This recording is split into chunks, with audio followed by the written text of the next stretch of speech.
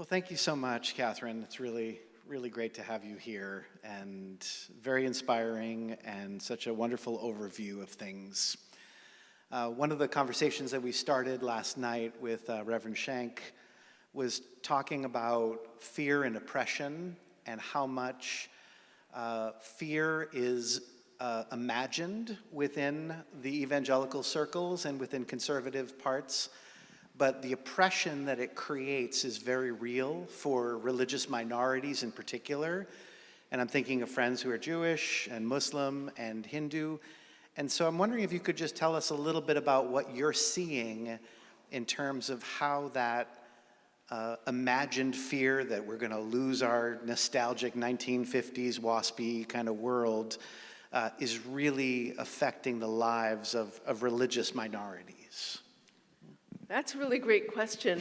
And of course, that's such an individual question, how it hits with different groups and different individuals within these groups. As you know, Sure. Every religion is incredibly diverse. But I want to point out that a lot of American Christians also feel that fear. I would say 40% of my talks are at churches or theological seminaries, and folks are afraid. And then there are folks who are not religious also who are afraid. They don't want, this is true across faith communities. A lot of Christians and then members of religious minority groups and then non-religious don't want a faith imposed on them. They see a certain sort of hardline form of faith being championed by the government to justify brutality, to justify othering, to justify kleptocracy. Just consider that to justify subversion of our government and the way that it's run, the subversion of our Constitution, the breaking of international alliances, that version being used to justify the alliances with murderous leaders around the globe, and they just wonder what's happened. I think a lot of folks just feel like the country's gone off the rails. I think the good news, and a lot of people are afraid. I think people are afraid of losing their jobs, rightly so.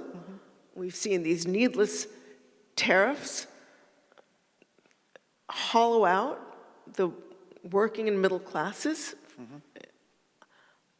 People are just really freaked out. And I think that, again, if people can show up in enough numbers in the midterm elections, then we really do stand a chance of righting the ship. And I want to say that this goes beyond partisan politics. I'm in conversation with people who are, talking about from true conservatives to centrists to moderates to liberals to progressive to folks on the left. There's just a whole wide range of folks who are not on board with this new anti-democratic agenda that they feel is being foisted upon them.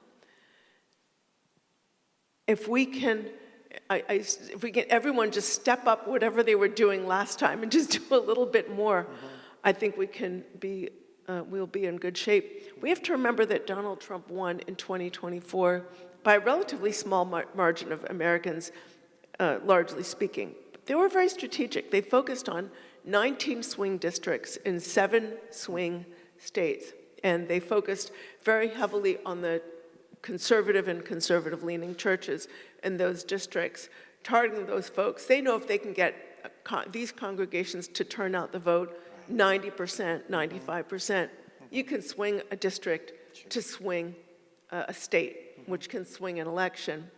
So I think that kind of same strategic mindset needs to be,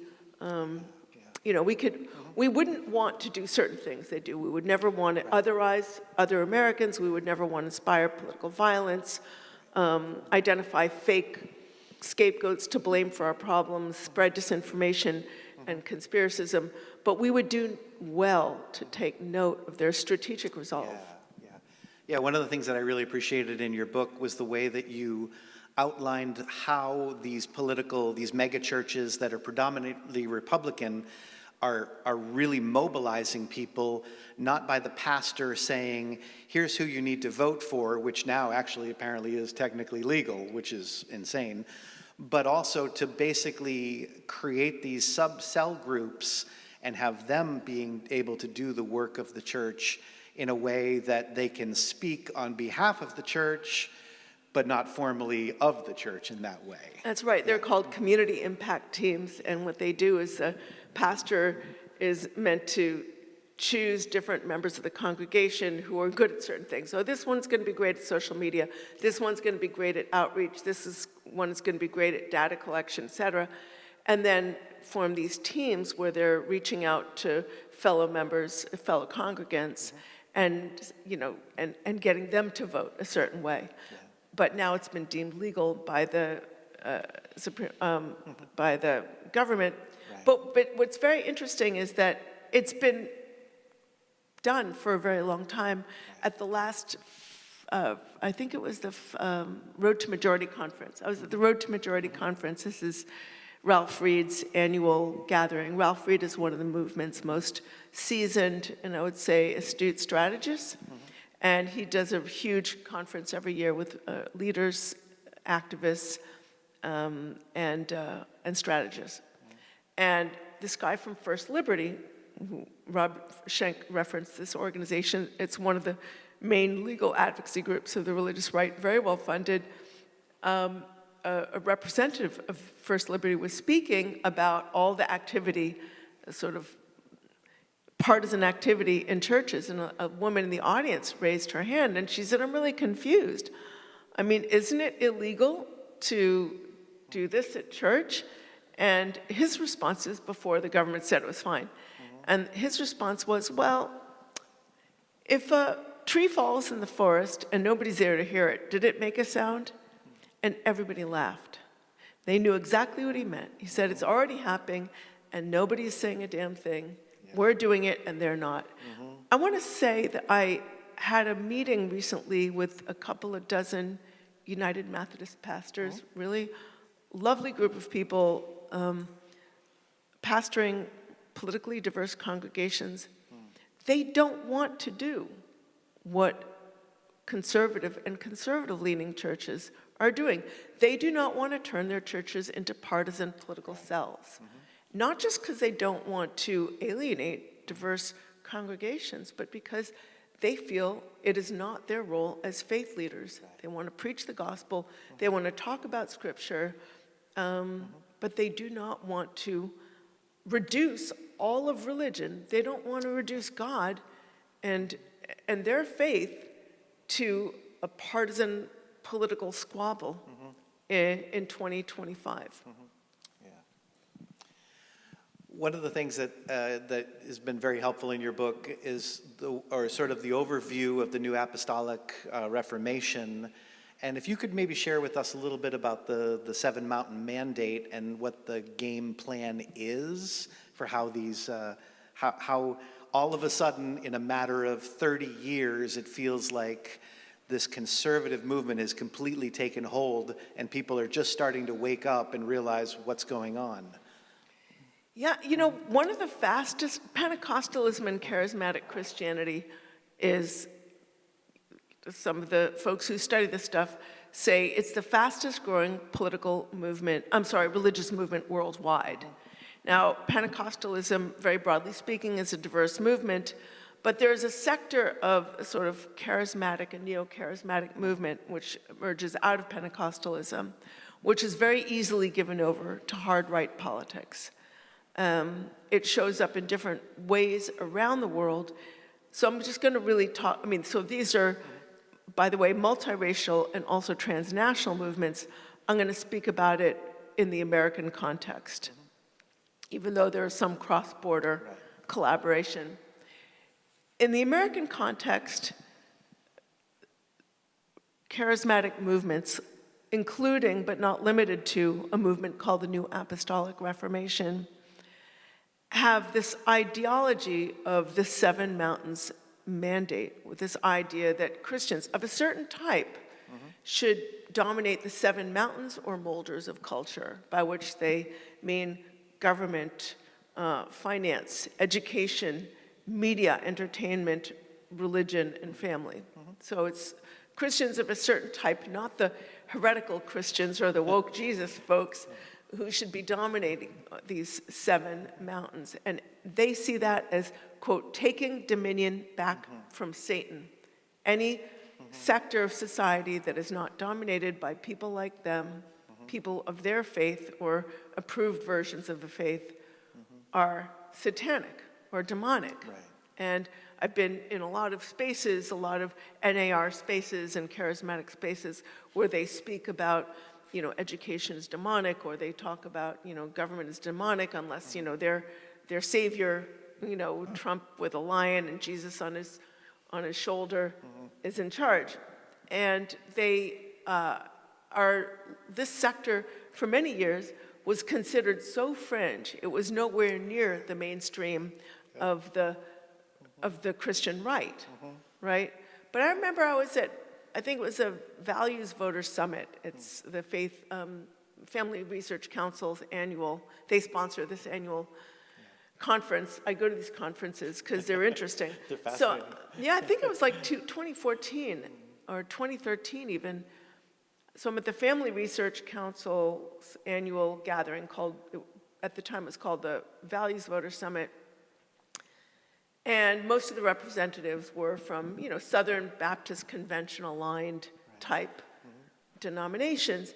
And all of a sudden, this guy named Lance Wallnau gets up, and he's got this whiteboard, and he's scribbling all over it, and he's talking about the 7 mountains. And I'm like, what is Lance Wallnau doing here? Now, Lance Wallnau is representative of this movement and a key figure in this movement. He was very close to a guy named C. Peter Wagner, who is considered a kind of godfather of the New Apostolic Reformation. He was a church planter that worked through the Fuller Theological Seminary, and he spent time in Latin America, and he sort of came back, and he had this sort of brought these ideas about the 7 mountains through Lance Wallnau. They sort of popularized these ideas. And so all of a sudden, these ideas are being mainstreamed within the broader religious right. And Ralph Reed has done an incredible job of bringing representatives of these folks into his conference. So the first year I saw it, I can't remember, maybe it was 2014 or 2015, there was a 7 Mountains breakout session. I was like, that's really interesting. Yeah. And then all of a sudden, there's a 7 Mountains panel speaking from the main stage. And this is a movement that is bringing new energy to today's Christian nationalist movement. It's bringing in a whole different group of voters, many of whose, the rank and file, were traditionally politically disengaged. It's diversifying racially the movement in some sectors. And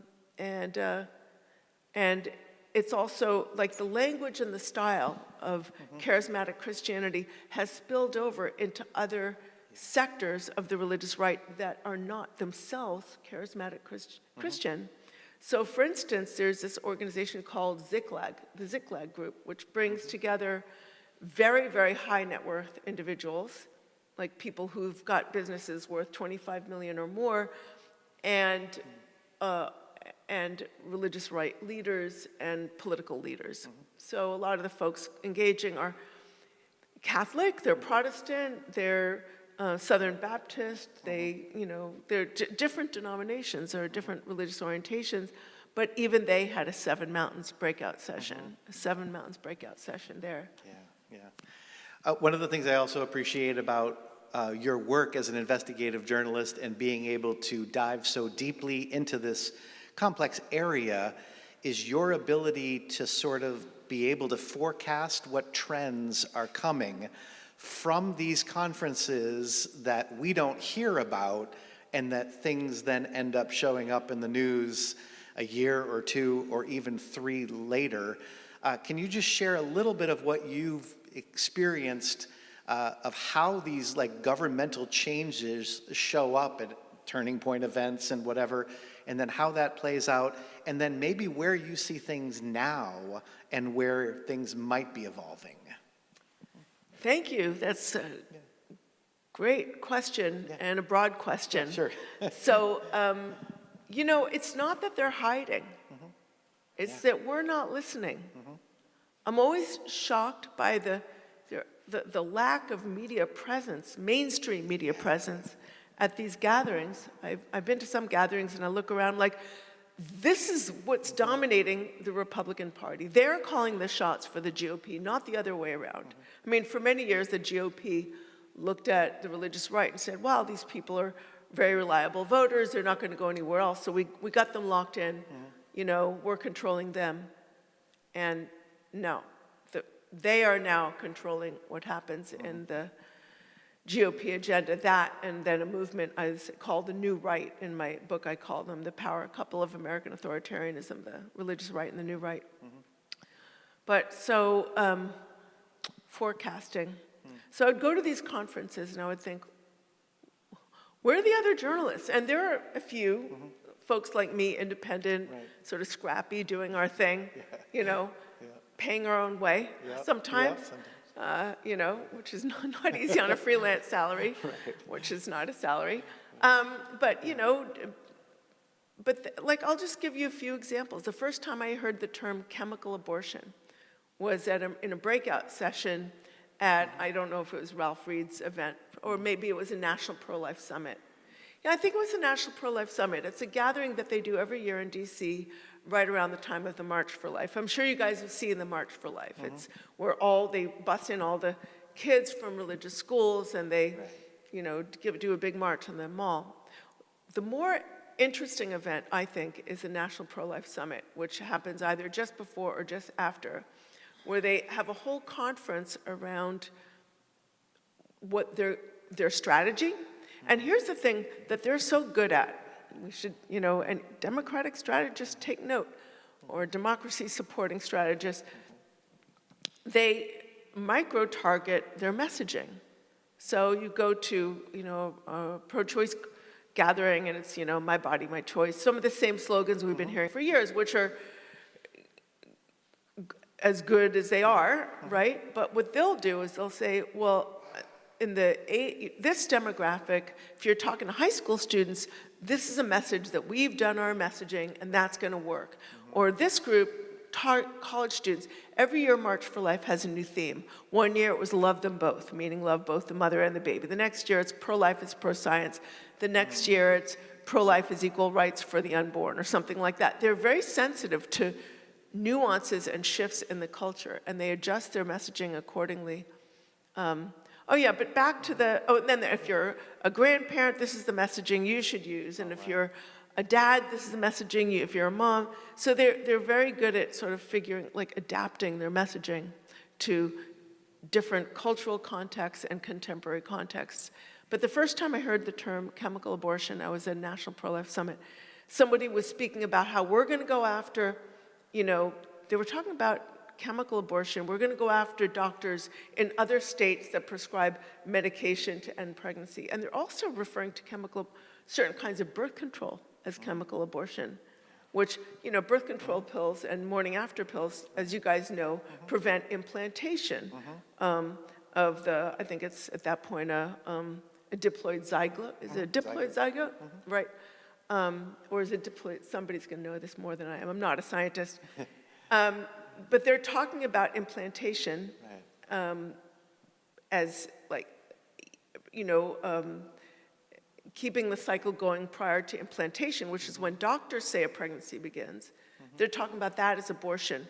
It's not a thing, but they tell you that they're going to do it. They tell us what they're going to do, then they do it, and then they tell us that they did it, right? So I just think that if those of us we should pay more attention to their spaces because they'll tell us what's coming next. Sure, yeah. And then just one last question for our conversation. In thinking about disinformation and journalism, we've seen this radical shift from a shared reality where people could understand where they were as liberals and conservatives, and with the whole disinformation machine, and the twisting of all the language, do you think we're ever going to get back to some place where we agree on particular parts of reality? Or what do you see as maybe a hope in the way forward? Well, again, I say hope is in action. Like, I left That's my right. crystal ball in the other room. I'm so sorry. It's all right. But, I do think hope is in action. I think, I loved when you started this conference, you told people 5 different ways to get involved. This is what we need. Like, we don't need to just sit around and, crawl into bed and suck our thumbs. Right. We need to get out there, and we need to engage in a productive struggle for democratic values and religious values if your religious values are as we hear them articulated today. So I think that if there's will to be done, it can be done.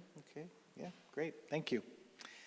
So let's take some time to open up the floor to some questions. We'll start right here. Thank you very much, Catherine. We've been trying to get together groups like this one, and it seems like the groups that we gather are probably in the age level of 60 and over. How do we target younger people and get them involved? We're in a church, UCC Norwell, that has quite a few young members. They don't turn out for this. They don't pick up the information afterwards. Just how do we do that? And it seems like churches everywhere may be having that. How can we do that? And maybe it's the line we use to reach them. Maybe it's they don't have the time. I don't know, but we'd love to have your advice. Thank you so much. Well, listen, to reassure you a little bit, I go to a lot of religious right conferences where the audience is just the same demographic and age. It's like people, I think it's really important to get young people engaged in the struggle for democracy. And there are no easy answers for that, but I know that there are folks working on that. But I wouldn't discredit what you guys can do. I was recently in California, and I spent the afternoon at a woman's house who gets a group of retired folks together, several dozen of them, I would say between 2 and 3 dozen, once a week between 5 and 7 p.m.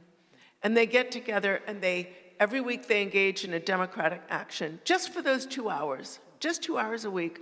So one week it's postcarding to, a lot of this is turning out the base, right? Making sure people know what's happening, not just in election cycles, national cycles, but in local cycles and in state level.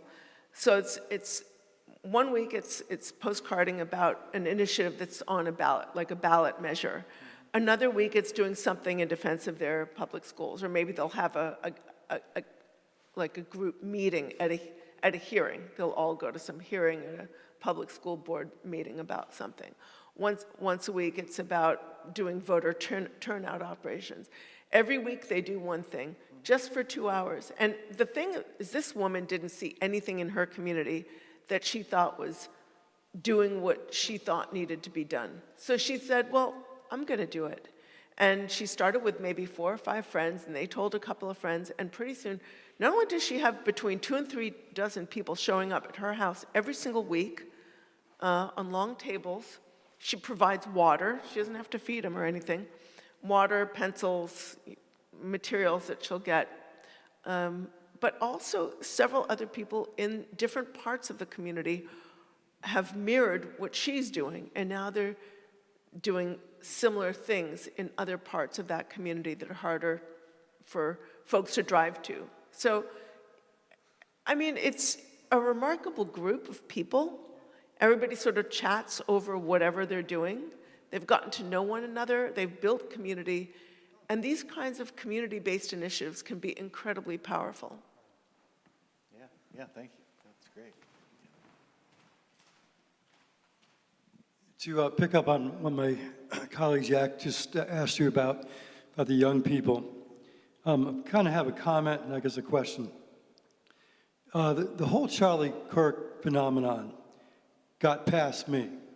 Yeah, I knew sort of him when he was alive, but after his death, I did a lot of reading and watching YouTube videos of him, and I cannot believe people like us who are very politically active were absolutely clueless about that phenomenon.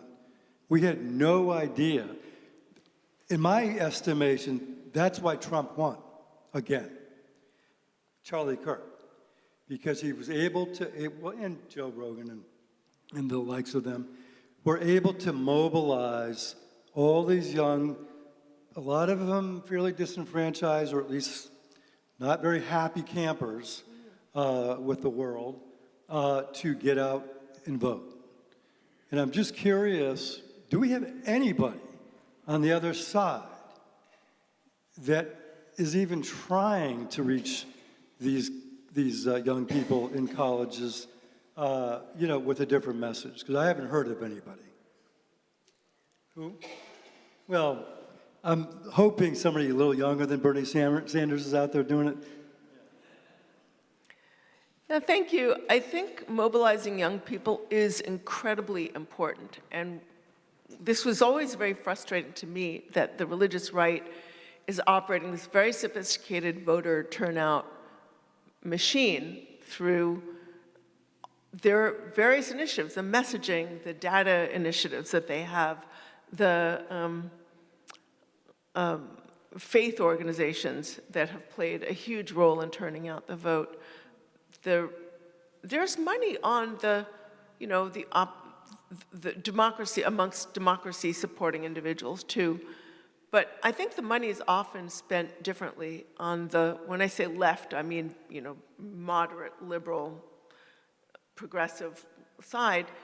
There's money on that side too, but folks tend to invest in individual politicians who, by the way, might not need the money. They might have a big enough war chest, or they'll invest in technocratic solutions. They think if I can resolve this problem in this community, then people's pain will be alleviated, and then they'll be less likely to vote for a demagogue who appeals through hate, right, or through promises of retribution. And on the right, they spend money differently. They invest in organizations and organizational infrastructure, and they invest in leadership training and leadership development. They invest in individuals. So young people know that they can secure their economic futures within this movement. And I have not seen quite the same apparatus on the other side. There's some activity, but it's not, they don't have the money, they don't have the organizational capacity. It's always frustrated me that there is not enough money devoted to developing and building an infrastructure of a pro-democracy movement. I was at the Democratic National Convention this last year. It was the first year I went, in 2024. I'd never been asked to join before, but I went, and I went to the exhibition hall. And frankly, it was alarming. There were some organizations, big organizations out there. There was ACLU, there was Planned Parenthood, and there were a couple of others. But then there was like some nice lady offering tours of the city and a nice family offering food that they make. I mean, it was all very into some folks making bracelets. If you go to an exhibition hall at any right-wing gathering, you're going to see, oh, you're a mom, here's something you can do. You're interested in public education, here's something. You're a high schooler, this is what you can do. You're interested in the Constitutional Convention, this is what you can do. You're a gun owner, here's something for you. There's all these organizations that get people engaged in the sort of unsexy work of voter turnout, right? And, I'm going to be agnostic on the topic of marches right now. A lot of people say they're important, and they're people I respect, so that's an opinion that they can have that I respect. But sometimes I get annoyed that there are folks who go to marches and there's no voter sign up. There's no attempt to sort of connect that with the work of democracy building. And I understand that visibility is really important, especially now. I think Americans need to be reminded that we, those of us who believe in the principles of equality and justice and rule of law, and the idea that our laws should be decided by elected representatives under transparent, processes, that they should apply to everyone, including our leaders. I think there are more of us, and we need to see that visibility. On the other hand, I think, you can't just show up to march and think you've done the work. It's like you need to engage in the technical building of democracy in order for things to really change. Yeah, thank you for that.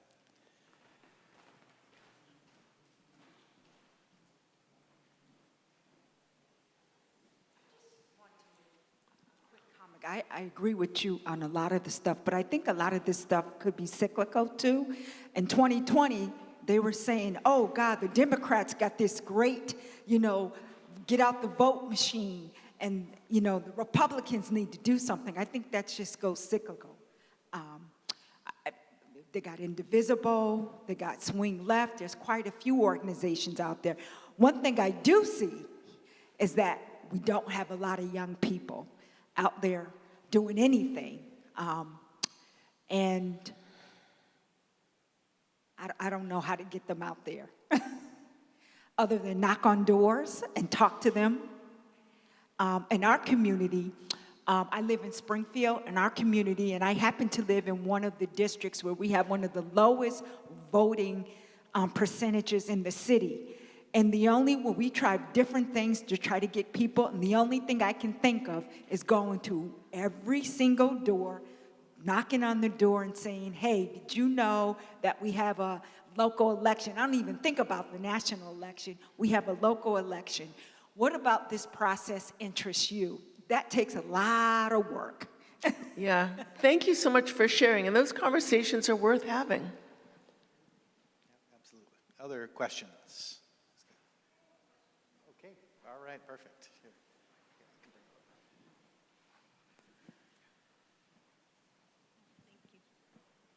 Well, it's also kind of a comment, because I've just been to the person who asks, why are younger people not getting involved? Well, I'm younger.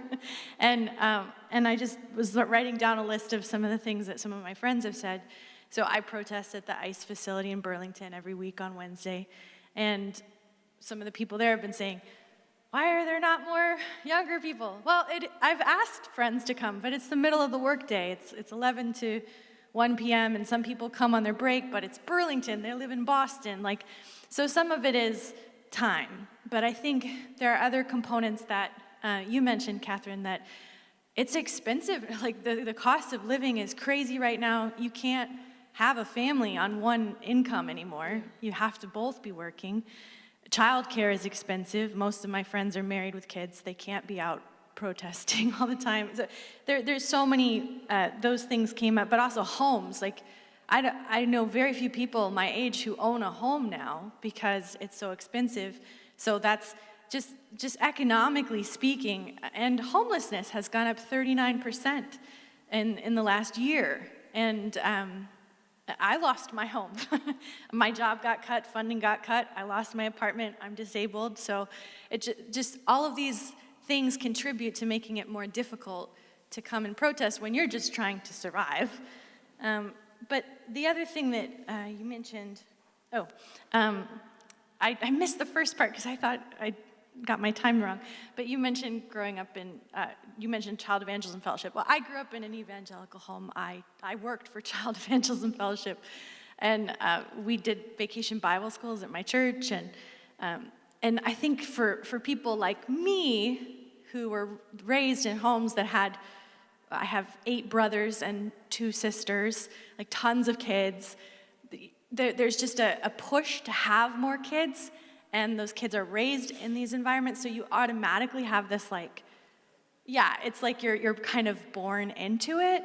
And I think for me, the changing factor was I got injured. I became disabled, and suddenly I couldn't do the things I couldn't keep up with the expectations anymore, and I began to, like, that was a whole shift for me. But I think if you're looking for, like, those are all factors in where are these young people, those things all contribute. And I think appealing to people who do have the time to protest, disabled people are definitely on that list of people who, like, I have more time because I only work part-time now. And I think I'm also watching my rights disappear and watching Social Security under attack and all these things. So definitely we are a population that you can appeal to. Yeah, thank you so much for sharing. I think the movement is so good at harnessing frustrations, many of which are legitimate. Frustrations brought about by economic inequality that has been intensified because of this sort of plutocratic investment in this movement. This is a movement that it claims to support the American family, right?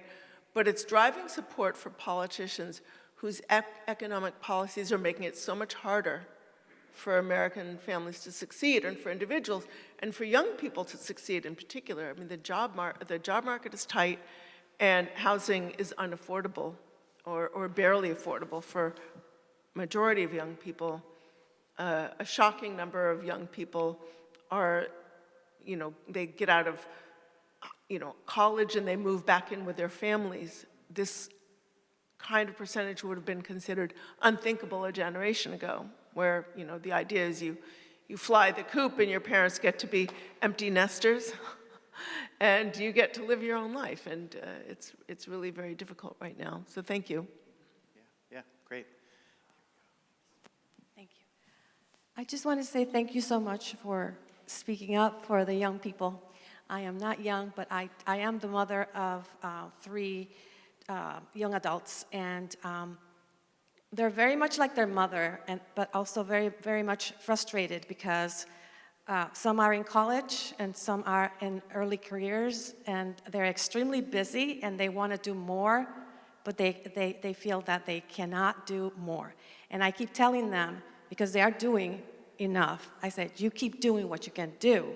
Now my question is, and what I asked them to tell me and inform me, because I recently retired, and early retirement, and I said, I have all this time in the world. I don't expect you to be with me everywhere I go, but they very much want to. And I know that their friends feel very similarly. So we don't see them here. There's a reason why we're all here, right? And I congregate in many places like this, thank goodness. And my question is, what can we do to support what they're doing? Because there are groups on campuses that are doing, pro-democracy work. And so that's what I'm trying to, I want to do more to support them so that they're not also so frustrated. There's a lot. We all have a role to play, right? So, yeah, but I hear you. Thank you so much. Ask them what they need, and maybe that's how you can support them.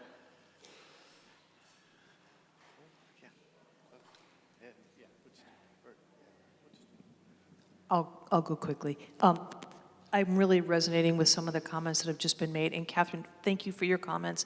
I'm going to add 2 other thoughts to this, I think, really important discussion about the younger generation. Why aren't there younger people here?